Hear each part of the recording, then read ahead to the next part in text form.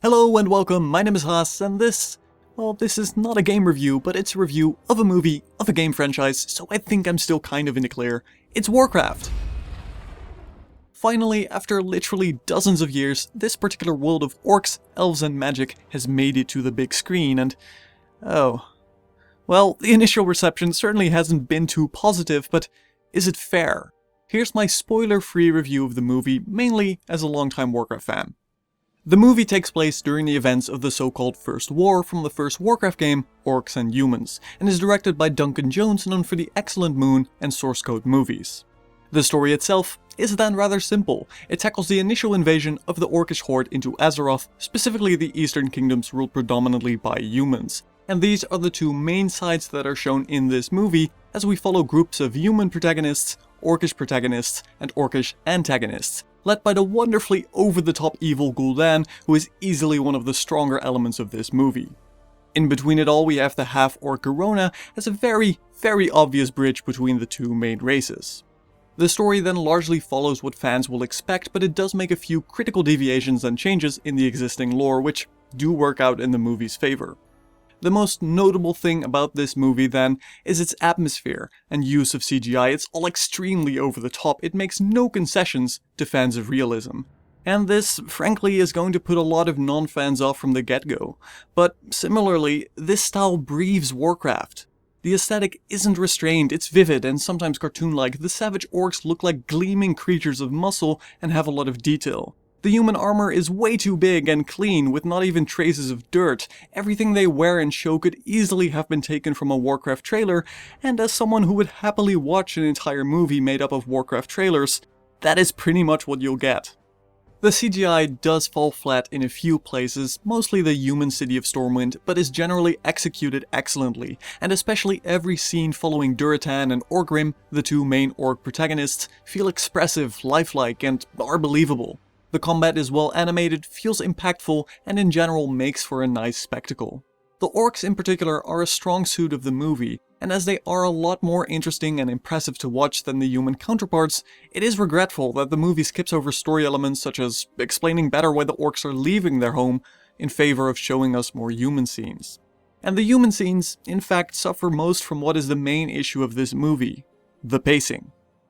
Warcraft throws far too many characters at you in the first 15 minutes. Orgrim, Durotan, Khadgar, Medivh, Lothar, Garona, Gul'dan, Draka, King Lane, names that stand out to fans, certainly, but will hardly be memorable for newer watchers. And even if the average watcher could remember all of these, they don't help out the rest of the movie.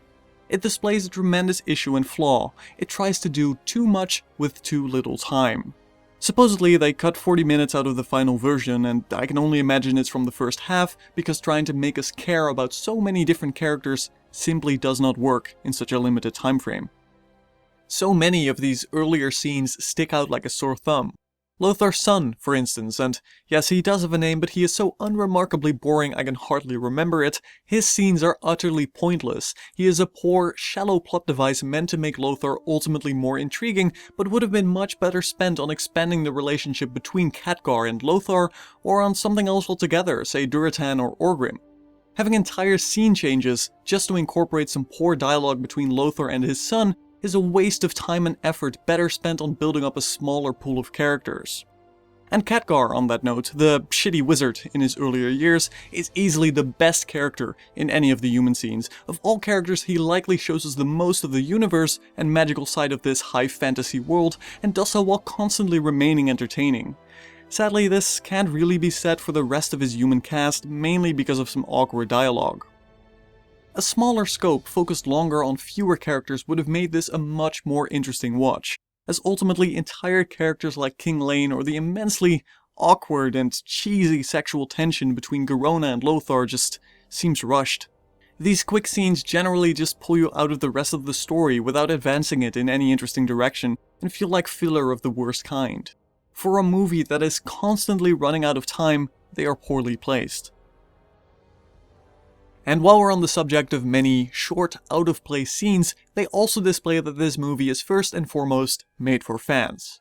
The movie kicks off with a brief glimpse of Ironforge, for instance. and incorporates scenes such as showing us Dalaran and the Kirin Tor, again places and organizations that stand out for fans but will simply serve to be another quick, superfluous addition to newer watchers.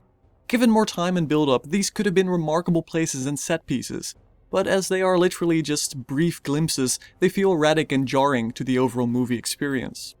The pacing then, as a combination of all of these factors, disrupts the movie quite heavily, but beyond that, I found it to be ultimately enjoyable. As I mentioned earlier, Khadgar and Gul'dan, in fact all of the orcs, are quite entertaining to watch. All the CGI does its job generally well, and it is a true-to-heart Warcraft story in which every side is given a fair chance, and every combat scene is a beautiful spectacle to view. Although I strongly believe that focusing on all of these sides and all of these characters was a mistake and downfall of this movie, it does competently show both sides of this war and universe. The acting in general is a little tricky to judge simply because everything moves so jarringly, and a lot of the dialogue does tend to feel clunky, but additional characters such as Lothar and Medivh felt fun enough to watch throughout. Warcraft is an enjoyable movie seemingly made first and foremost with the existing franchise fans in mind, and truly, fans will enjoy the amount of detail it holds. Barred by poor pacing and scenes meant to develop the far too large cast, but end up feeling like filler content. If you're a Warcraft fan, this movie will undoubtedly be an entertaining watch, but if you're not already a fan, Warcraft: The Beginning is certainly a much harder sell. If you're not too critical of fantasy movies and feel like watching a solid work of CGI in an utterly over-the-top universe with quite a few pacing issues, but makes for a nice spectacle, then you're in for a good time. It's no masterpiece, it's not going to blow anyone away, be they fan or newcomer. It's a heavily flawed, mediocre work, but an enjoyable one worth a watch.